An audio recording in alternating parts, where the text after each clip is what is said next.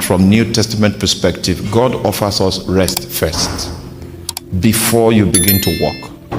So our walking is an entry, first of all, into rest, and then our walking proceeds from a position of rest. Now that's the difference between Christianity and every other religion. And it will interest you to know that I have read wide when it comes to religion, belief systems, and psychology. And I found that there is no other religion, for instance, that preaches forgiveness. Because forgiveness is not something that is, spirits don't forgive. So, but there was an arrangement that was put in place to satisfy heaven's justice. And on the strength of that, forgiveness is achievable through faith. We want to pray that God will disarm our intention to act so that he can usher us into rest. Jesus said, "Come unto me, all ye that labor and are heavy laden, and I will give you rest." So that was his message. He said, "Take my yoke upon me." First of all, he brings you into rest. Are you there? Yes, then it is not a rest that is purposeless. So in the midst of that rest, he makes a yoke available. But that yoke is his, not Satan's. So God will deliver you from Satan's yoke so that you can take the yoke of Jesus. So there is no yokeless man on earth. That's what I'm saying. Take my yoke upon thee and learn of me. It means that in carrying Jesus' yoke, you now have an opportunity to learn of his ways. Are you there? Yes. In carrying the burden to seek his face, in carrying the body to establish intimacy with him, as you are bearing that yoke, you are given the opportunity to be part of an educational system that the Holy Spirit is going to administer in your life. So we are learning, there is a new learning formula, a new learning system that God makes available in his dealings with us. Are you still with me?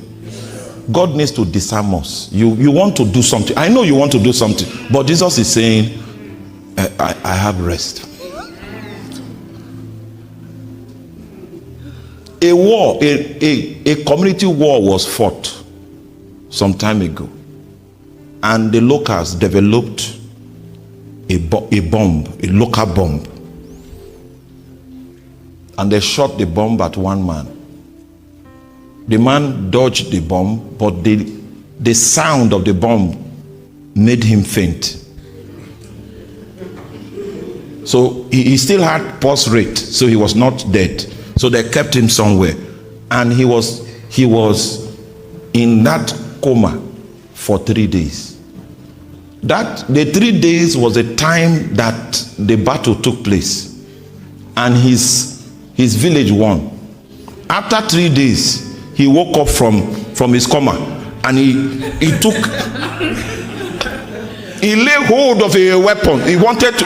They say it's time for rest. We are in rest now. So I came to tell us the war is over. I know you were sleeping. You were sleeping when they fought. It's over. Rest. Accept rest. The flesh will not allow you rest. The flesh wants to be active because the flesh believes that results only come when you walk. That's why God brings us into grace. In grace, God has walked. He wants you to believe, and then the result of his work becomes your possession.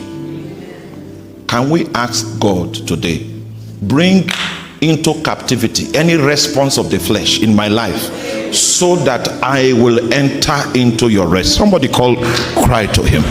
Cry to him. I want to experience your rest.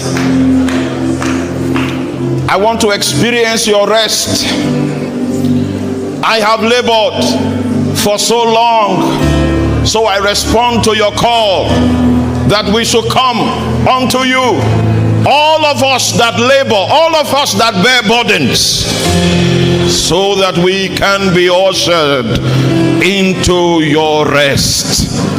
The war is over. Experience rest. Enter into rest. Enter into rest. There is a new system at work. It's called grace. In grace, God walks. In grace, the flesh is not allowed to boast.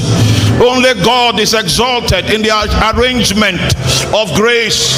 So we bring into captivity every agitation of the flesh, so that we can enter into rest. We can enter into rest. This is how we win.